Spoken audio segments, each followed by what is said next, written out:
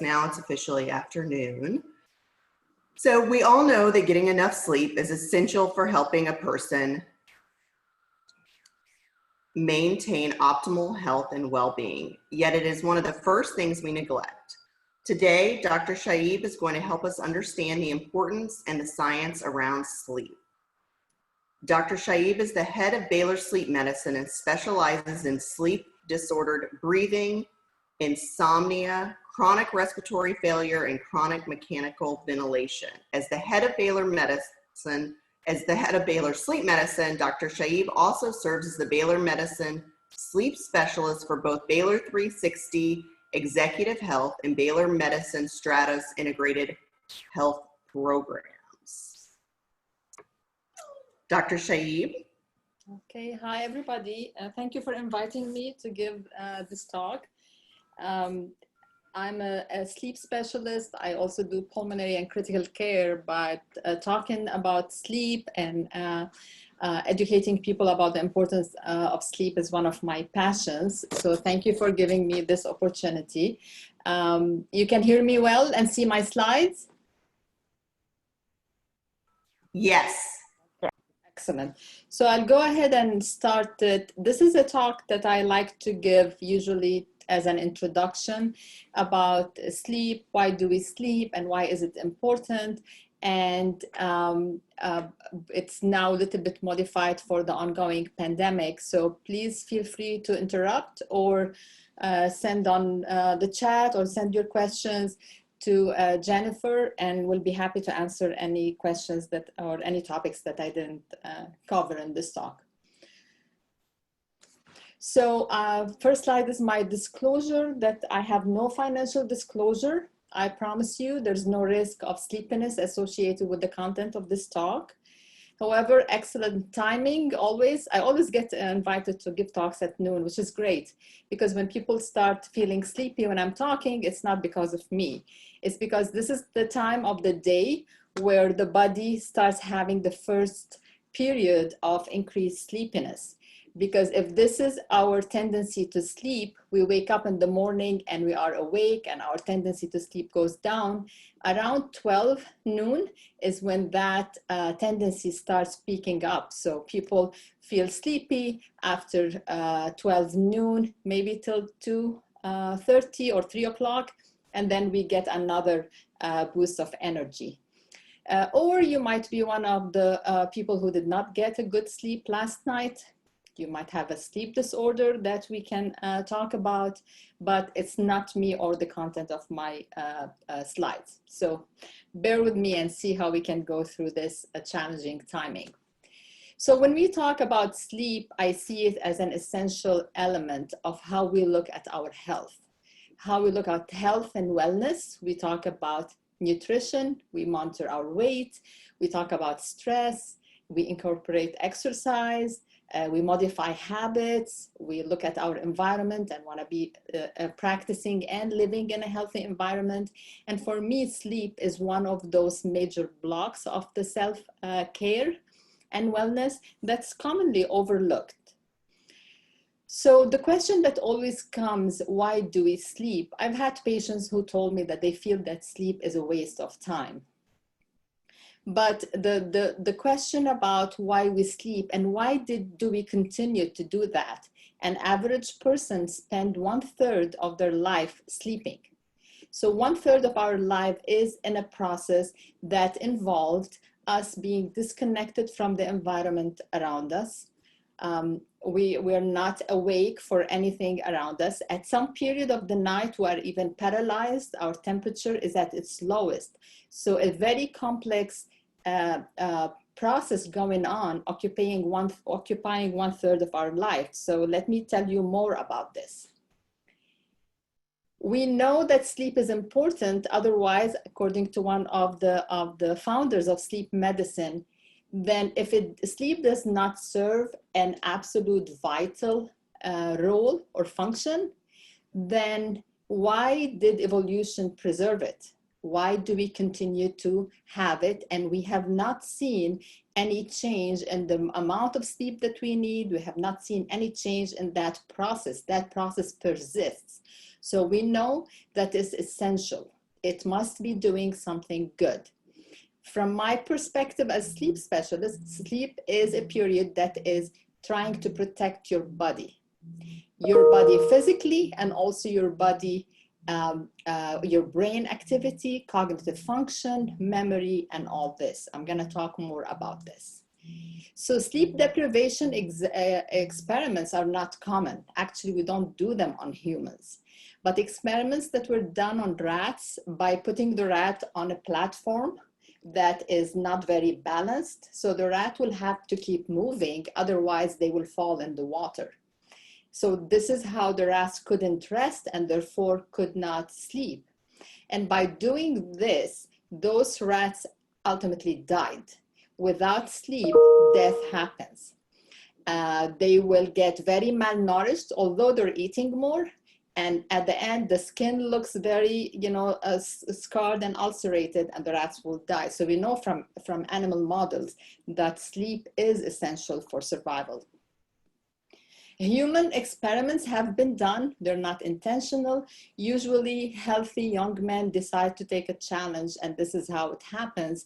But the longest was 11 days and 25 minutes. And when people get to the period where they're really sleep deprived, which means they've been up for a while without any sleep, then they become very sleepy, unable to stay awake, start having hallucinations, become paranoid, cannot remember stuff, and the brain starts going into periods of microsleep, which are periods of the brain being asleep, but the individual looking awake. And then everybody has to go to sleep. And if they don't, and we have a disorder in sleep medicine, it's called fatal familial insomnia. It's a disorder where people lose the ability to sleep, and definitely the result is a weight loss, malnutrition, memory issues, hallucinations, and ultimately death.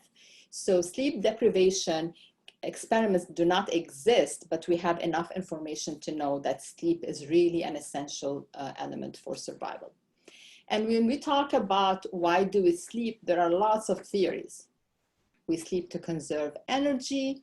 We sleep to form memory and knowledge. We sleep to keep our brain function important. And now, very relevant to the ongoing pandemic, there is an important immune regulatory mechanism involved for sleep. This is a good example from common cold. And this is a study that was done on the incidence of common cold in patients who sleep less than 5 hours, 5 to 6 hours, 6 to 7, or more than 7. And the less sleep we get, the more chances of getting a cold, which means sleep has its implication on our immune system. And we all know that when we get sick, we have a fever, we feel sleepy. So there's lots of interplay between the two. But we can see that adding 1 hour of sleep from 5 to 6 hours can drop the chance by 50% of us getting a cold. So it's really, really important. And I want you to remember this number 7. It's gonna show up a lot. So if there's one number you need to remember from my talk, it's gonna be the number 7. So sleep is not really random. It's not a random process that comes along every night and we go to sleep and we wake up. It's very well regulated. It's very well regulated by 2 systems. One system is called the homeostatic drive, which is the balance, which means we stay up for a while and then we get tired. We deprive our body from that reserve we got from being asleep, and we start getting sleepy. There is another system that's interplaying with this balance system, and it's a circadian system. It's an internal clock in the brain that is affecting our tendency to stay awake. So this clock is sending signals to centers in the brain and asking the brain to be awake. And it is circadian, and it's a cycle. It goes up and goes down. And this cycle circulates on its own. And the only modulator of that, or the main modulator of that internal clock, is sunlight, is light. So let me tell you more about this. So this is a simple diagram that looks at sleep. So there is a clock in the brain, and that clock sends a signal through a melatonin hormone. There is light coming in, and surprisingly, the light wave that is promoting this process, the cue to our brain to stay awake, is blue light. And remember, blue light is all over the place. It's in our computers, electronics, notebooks, smartphones, everywhere. So this is a reminder that our circadian system, our internal clock, is affected by light. What happens when the blue lights get through the pathways, through the eyes, it inhibits the secretion of melatonin. So during the day, with exposure to light, that melatonin, which is a substance that's secreted in the body in a very small amount, is inhibited. It's low. When it starts getting darker, that signal is weaker and melatonin starts going up, and that's why people start getting sleepy relatively around the same time. So any kind of signal that we do that's outside of natural light can affect this cycle, and therefore can affect our ability to go to sleep on a regular schedule and get good sleep. So everything that we use before going to bed, any light exposure, we have to be very aware of the fact that we are messing up with the natural balance of light exposure. And then the balance, or the homeostatic sleep. It's like a sleep debt. I wake up in the morning and I start building a sleep debt. And the more hours I'm awake, the bigger the debt. And the body cannot, but has to pay it back. So the more we stay awake, the sleepier we get, and then we have to crash. And this is very relevant when we talk about staying up and not getting enough sleep, because it adds up and it's cumulative. And some of us maybe can go through without sleeping, but also it will affect our function, our brain function, judgment, reaction time, memory, etc. The other fascinating thing about sleep is that it's very organized. It's not random. It's not like we go to sleep and nothing happens. During sleep and in some stages, the brain is more active than when we are awake. This is a normal sleep pattern. We are awake, we get into sleep through stage N1. This is like the gate. The gates open, the brain starts having very specific activity, and we can see it on EEG. And then we go into stage 2, and then the brain goes into deep sleep. This deep sleep, we call it N3, and it is a very slow brain activity. And we call it deep because it's very hard to wake up someone from a deep sleep. This is when you wake up someone and they're very groggy and confused. During that sleep stage, the brain is very slow, but the body is very busy in regulating all the good functions. During that stage, the heart rate is very stable. The blood pressure is at its best. Respiration, oxygen, everything is very stable, as if this is the opportunity for the body and the brain to recover from all the action that goes on during the day. This is very important in children. This is where all hormonal surges happen, growth hormone, and this is where kids get their good sleep and grow properly. And then the brain will go into stage REM, a very fascinating stage. The brain activity during that stage looks like wakefulness. The brain is more active than wakefulness. However, the body is paralyzed. When we dream, there are only 2 types of muscles that are still working. the eye muscles. That's why we call it REM sleep, rapid eye movement, and the diaphragm, the big muscle in the abdomen that allow us to continue to breathe. During that stage, the brain is very active. It's going over all what we've seen during the day and snipping off important information, storing it. REM sleep is very important for memory. People who have memory difficulties and we evaluate them for sleep disorder, most likely they're not getting good oxygen during REM sleep, or they're not getting REM sleep at all. And the brain cycles 1, 2, 3, 4, or 5 cycles during the night, with stages 1, 2, and 3 and dreaming, 1, 2, 3 and dreaming. By the end of the night, as in early morning, we have less of stage 3 because the body has gotten enough, and more of dreaming because that is where most of the dreaming happens early in the morning.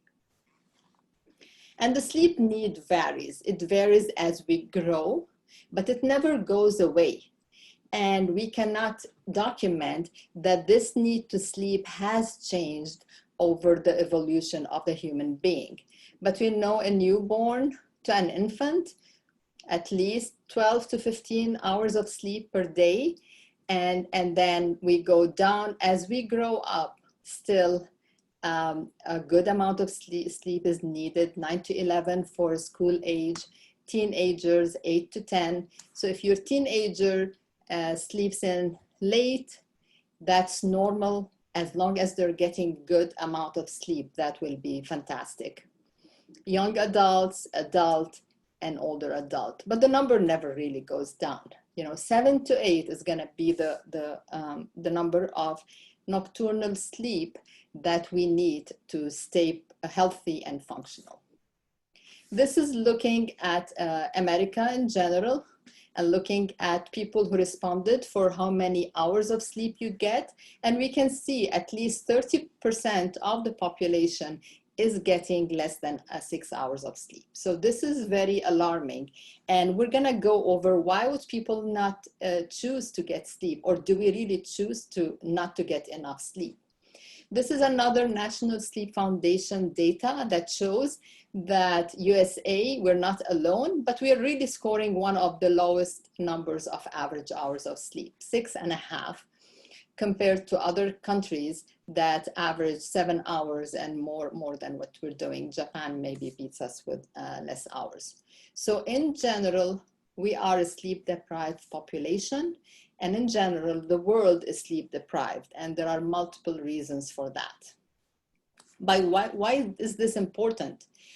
Not talking about the individual, at the individual level for me and you only, there is a high incidence of car crashes, increased risk with less hours of sleep.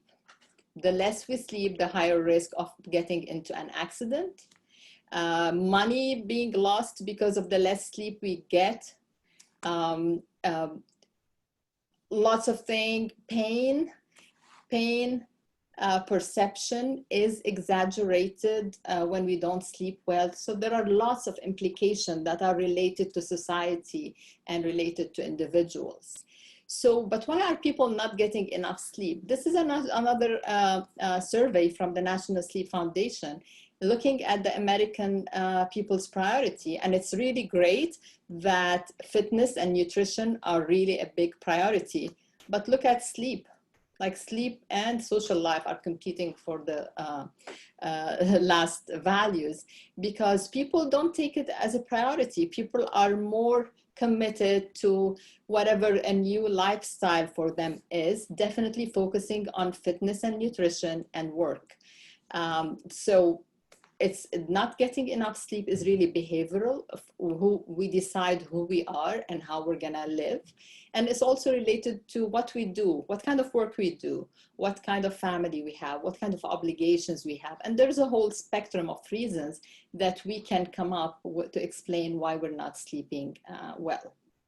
But, you know, we have to be aware of this. And for me as a sleep specialist, this is important. And this is why I like to give those talks, because it's very important to convince you that sleep is really should be a priority And it should be as equal to fitness and nutrition because it's as relevant as they are. And then we look at the whole world as a big picture. The whole world now is a big village. There's no more day and night. Night here is day somewhere else. It's a 24/7 society. It depends who we are, what we do, how we practice. Also, we're born with certain tendencies. We have obligations. We have attitudes. So all those factors come together and give us this attitude about our sleep and results in our poor sleep and not getting enough or not a good quality sleep. So I'm going to talk about sleep quality, and I want you to as we go through it, just see who are you and where do you fall in this game.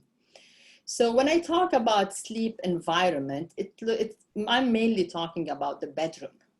So the bedrooms now are not really taken away from the outside world. We have alarm clocks, we have TVs, we have computers, phones that can take you anywhere you want. And this is all is not a natural way to sleep. This is us inviting the whole world into our bedrooms. So we start with environment. Environment is very, very important. When we think about going to sleep, it means I'm going to respect that 1/3 of my life and I want to do it right. And this is where the focus on the bedroom environment is very important. And also the bedroom environment includes the bed partner too. So look at your bed partner. Is there a problem that they are contributing to your sleep disruption or not being able to go to sleep or stay asleep? Do they snore? Do they have any abnormal behavior in sleep? Go to the bathroom multiple times. Some of us have pets in the bedroom. So look at that and evaluate that in a way where you're gonna look at, am I doing the right thing in my own sleep environment? And sleep quality is all about how we feel. It's about people's perception. I cannot get 10 people and ask them to define sleep quality for me. Because people who have insomnia, for example, their concept of the sleep quality is completely different from people who don't.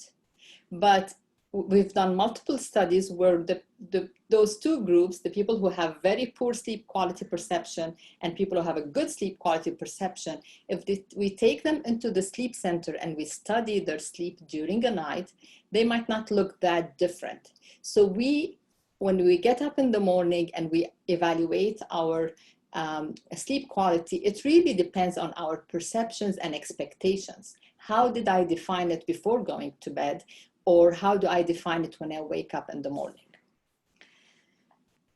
Also, when we talk about sleep quality, we have to be very aware of things that we use, habits, substances that we use that really can affect sleep.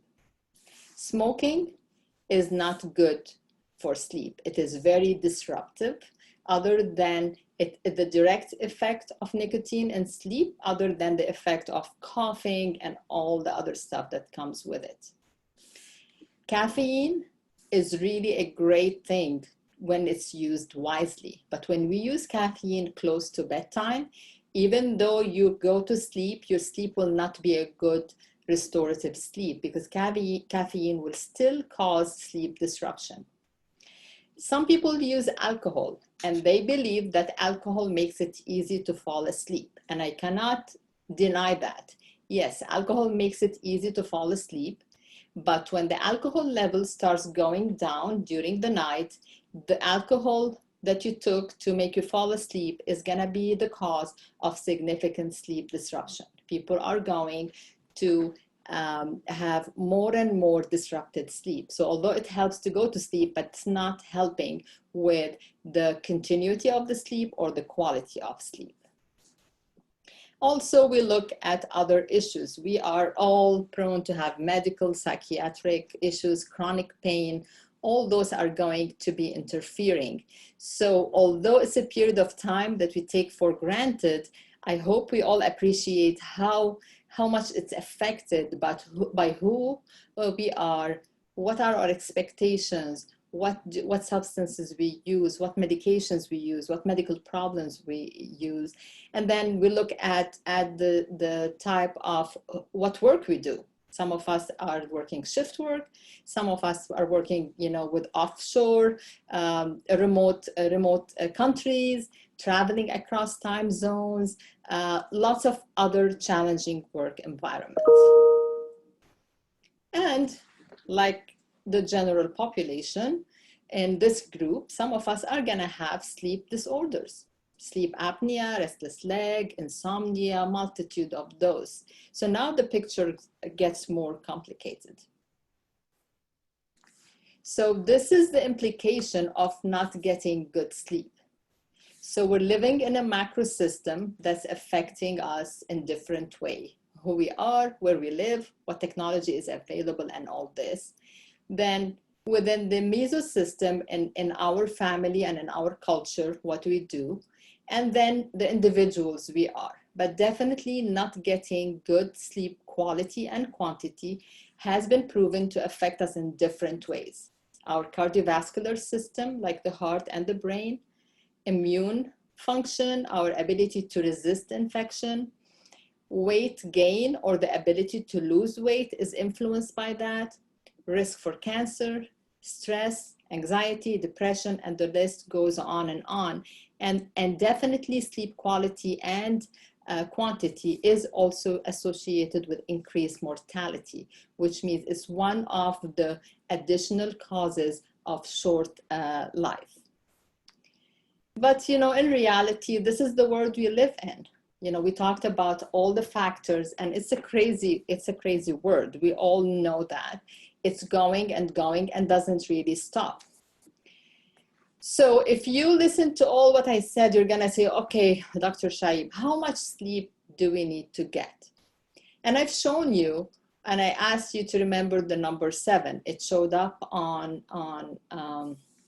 our immune system, and it's gonna show up on mortality, which means the death coming from any reason, on our risk for cardiovascular disease, which means affecting the heart and the brain, and the risk of stroke. And it's all bell-shaped. Too little sleep or a lot of sleep, there is always a drop. The lowest number is gonna be at 7. So if there's anything for you to remember, one number here is 7 hours of sleep.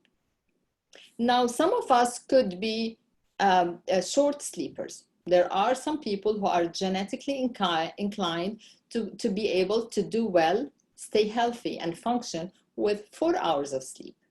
And most likely, all of us know 1 or 2 people like this. And that is okay. This is who they are. And there are people who really need 9 hours of sleep to function, and that's okay. But in general, 7 is a good number if we can achieve that. Naps are good. And in sleep medicine, we believe in what we call a strategic nap, which means a nap that I'm gonna use for a good reason to give me a boost of energy. But always remember that naps are not going to replace a good night's sleep. Naps are good when we use them wisely. So the best naps are usually short 20 to 30 minutes naps. If I feel like every day at 1 o'clock, I feel very tired and get sleepy, and I have a meeting at 2 o'clock, then it is a good idea to take a 20 to 30-minute nap. During that period of time, the brain is not able to go into deep sleep, so you don't wake up tired or groggy, but it will be able to refresh and you collect more energy to get you through. Do not replace normal good 7 hours of sleep per night with naps, but you can supplement good night's sleep with naps when you need them. But more importantly, they should be short and strategic, which means I know I get sleepy at that time, I take a preventative nap before. Caffeine is amazing. I think that this is one of the best discoveries that were made. That if used properly, it's great. As a sleep doctor, I would say that it is good to use it, but use it wisely. Know that caffeine can stay in the system for 3 to 7 hours. And even though I drink coffee and I can go to sleep, it can still disrupt my sleep and disrupt the quality of my sleep. So knowing that caffeine takes maybe 20 to 30 minutes to work, and knowing that it can last 3 to 7 hours, I would like to use it during the day when I feel I need it, but not within 7 hours from my desired bedtime, because it can affect my night's sleep and then it becomes a vicious cycle. Remember that we said 20 to 30-minute naps are good. And I'm saying now that caffeine takes 30 minutes to work. So for people with high intensity jobs that they really need to be very alert and performing, a combination of drinking a cup of coffee and immediately taking a 20 to 30-minute nap is a great combination.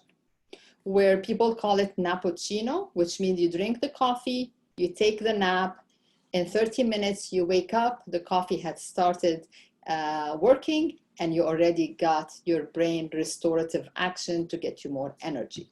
So you can use that, use it well, and use it wisely. And when you think about the bedroom, think about the minimalist bedroom. Think about a bedroom that has not much light, not much noise, no interference from the outside, temperature cooler on the cooler side is better, and everything in it should be calm and pleasant. Too many electronics, a TV, and all that is not a good idea. So this is my philosophy in life, think about a healthy lifestyle. When I see patients in the clinic, we make a challenge to embrace a healthy lifestyle. They define it, they feel good about it.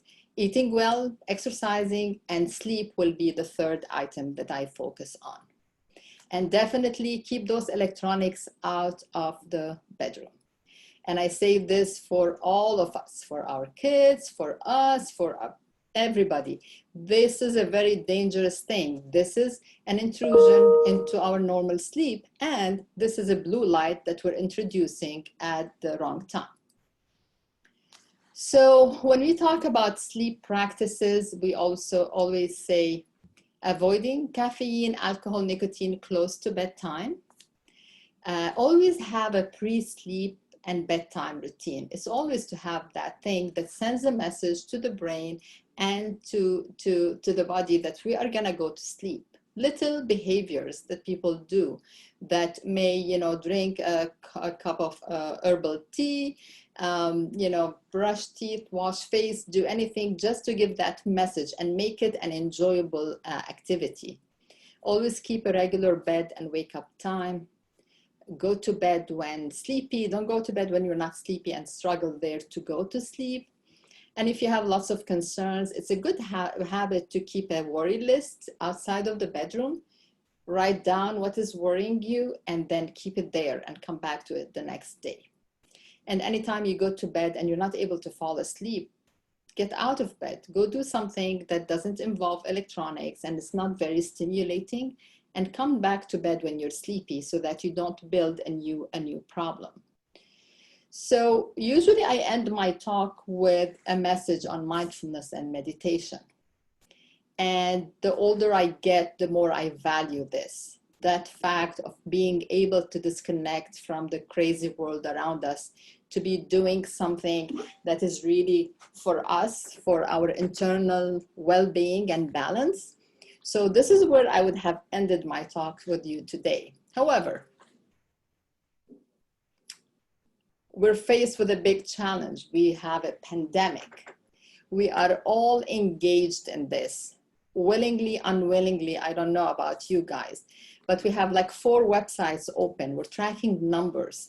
The developments are happening globally. So we are even looking at other countries and checking what's going on. The data is coming from everywhere. The data is coming and it doesn't stop. I go on Worldometer every day, maybe like 100 times to see what's happening in this and that and all this. And there's lots of media exposure. We have lots of information coming to us. Some of us are asked to stay home. Our daily routines are all messed up. We're socially disconnected if we're doing the right thing and practicing social distancing.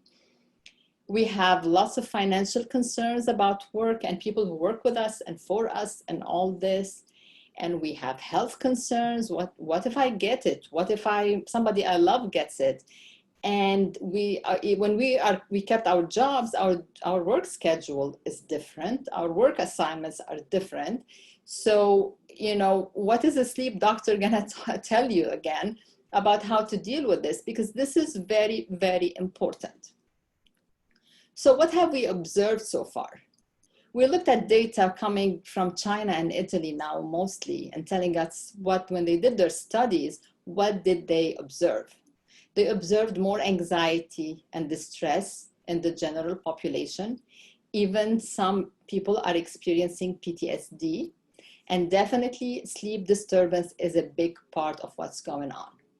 There's lots of insomnia, sleep loss, poor sleep quality, sleep is disrupted, you're waking up, you're checking your phone, what's going on, and the sleep schedule had changed. Studies have shown that there's more electronics use because we're checking data lots. People are reporting more dreams, more vivid dreams. People are reporting more sleep complaints. People are reporting more of everything because our world has been strongly disrupted. So this is one study out of France that looked at people and their media exposure and the risk for them to have a poor sleep. So women were more vulnerable, and people who had lost their job or are more vulnerable to be at increased risk for having sleep problems. The more media exposure and screen time, the more sleep problem we have. And what if we get scared? We get concerned from the data. There's lots of, and we are taking more sleeping pills compared to before the lockdown and before the pandemic. So there's lots of interest in this part. People really are interested in knowing what happens to sleep during a pandemic. So as a sleep doctor, while Dr. Fauci is still trying to figure out our public policy and masking up, and Dr. Hotez, our own from Baylor, is looking for a vaccine. And this is how I see patients now with a mask and a face shield, and I can hardly breathe, but we're doing this for the right thing. This will be my message to you. Continue to keep sleep as a priority and continue to reserve that 7 to 8 hours per night for sleep. Keep your schedule regular. Get up in the morning, change into daytime clothes. Keep everything on a schedule, even work. When I talk to people, they say we are working more from home, and I agree with this. We work more from home because we have more time, and the time doesn't look different. It's not like time to leave the office. So keep everything on a schedule and give it its time. And because our body and our internal clock is really modulated by what goes on during the day, and is really modulated by the internal clock and our regimen, our daytime regimen. So try to keep a schedule, and during the day have as much of light exposure as you can, and the evening have as less light exposure as you can. Avoid using electronics in the bed or bedroom or need bedtime. That has to be reinforced now because we're all doing this. And come up with a new routine that feels good, that you will be able to unwind before bedtime. Don't watch the news and get aggravated and then go to bed. Take a break. Think about that as your time to unwind and try to relax. And it could be doing any kind of an activity that is enjoyable to you. Have a regular wake-up time. We're all sleeping in, but I mean, keep it regular. If you used to wake up at 5 and now you want to wake up at 6, wake up at 6 every day. It's okay to take short naps, 20 to 30-minute naps if they help you during the day. And we also have to keep in mind that we are all prone to have insomnia during stressful event. So what happens is that most of us are prone to have insomnia, and we've all experienced it during life. And it usually shows up more when we are in a stressful environment or we have some major life event. What happens if that event goes away and we continue to protect our sleep and sleep habits, then the insomnia will go away. If we do not take care of ourselves and we let the insomnia perpetuate and we start creating some kind of habits to cope with it, we turn it into a chronic problem. So if you feel that the pandemic that's going on and all the other stressors that come with it are affecting your ability to go to sleep or stay asleep, seek help, ask for advice. But don't build new routines or new habits that's gonna turn you to have a chronic sleep problem. Still, my last message to you will be mindfulness and meditation. Try to practice it. I have an app on my phone that keeps on reminding me to do that. And if it doesn't remind me, I don't remember because we're all so busy and life is going on. But it's really a good feeling. It's good physical feeling and it's good mental feeling.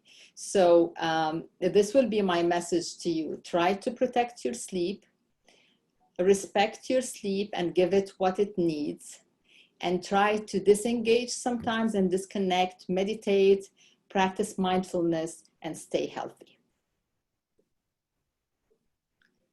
So with this, I'm gonna end my talk, and I think we can take some questions or whichever way you wanna take it from here. Great, thank you so much. So anyone who has any questions can either put them in the chat or just unmute yourself and ask them. I had a question. When you say 7 hours, did you mean sleep or sleep opportunity? Like if I turn my light off, 7 hours before it's just to wake up, or I need some time to fall asleep? No, we need 7 hours of sleep. So if you're someone that you know that you need 20 minutes before you fall asleep, you have to accommodate that. And it's like 7:10 or 6:50 minutes, that's not a big deal, but it's not an opportunity, it's actual sleep, allowing the brain to get into sleep and cycle into all those favorable sleep stages. Thank you.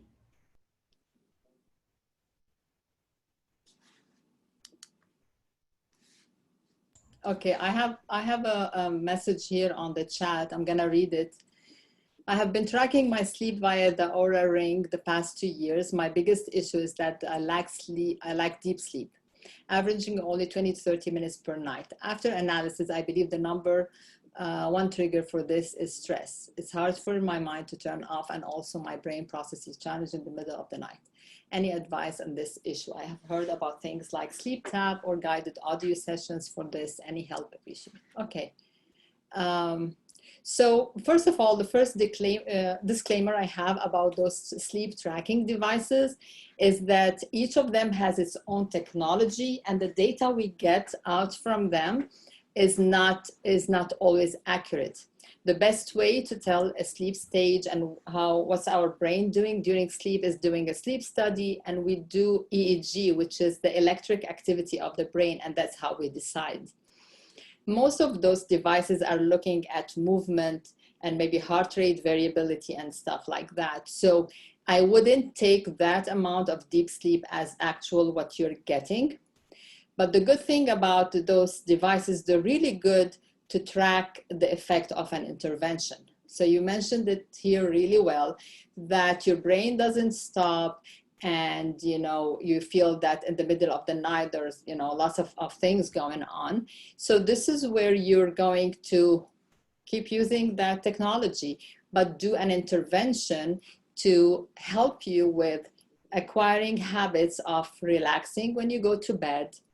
Any issues that you think are related to work or any concerns, try to deal with those before going to bed.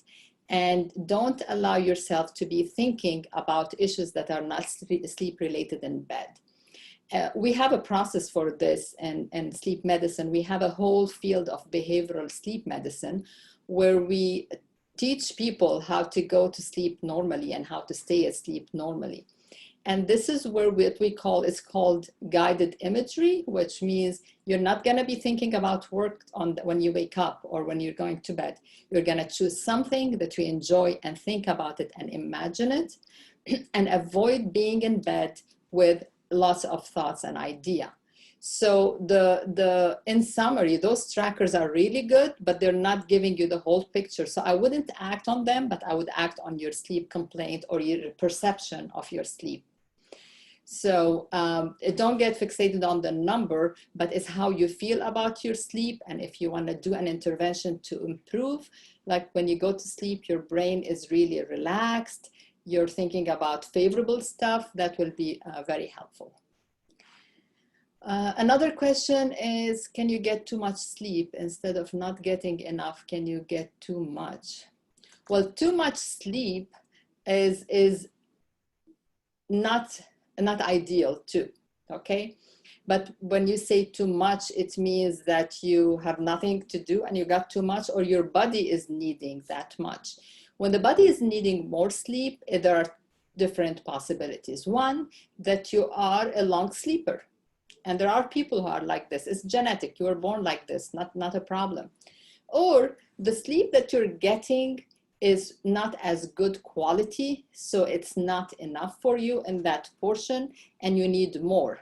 So if your sleep is disrupted, you're not gonna wake up feeling good, you feel sleepy, you sleep more, you'll get more sleep, but you're still dealing with a poor sleep quality. So those are the two things that are worth evaluating.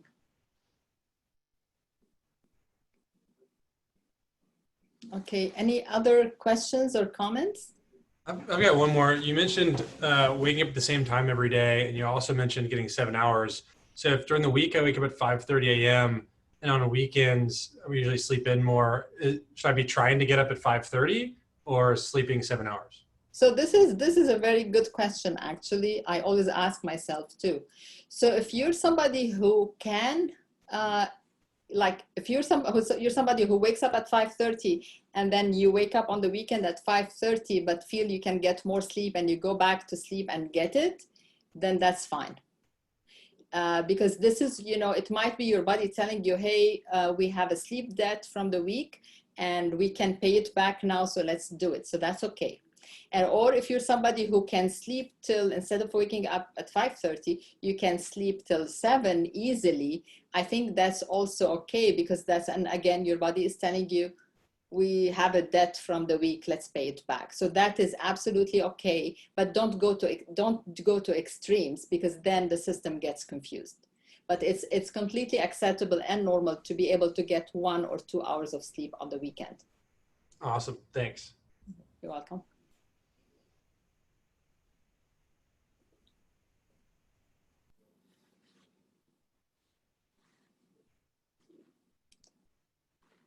Okay, so any other comment? Anything else I can help with today? Thank you so much for being here. This was awesome, and the timing of this is perfect, as you mentioned, with the world changing. One last call for questions. Otherwise, we will let Dr. Shaib go back to her, what I assume is a very busy day. It is. Thank you so much for inviting me, and thank you everyone, and please stay safe. Thank you, you as well. Bye-bye.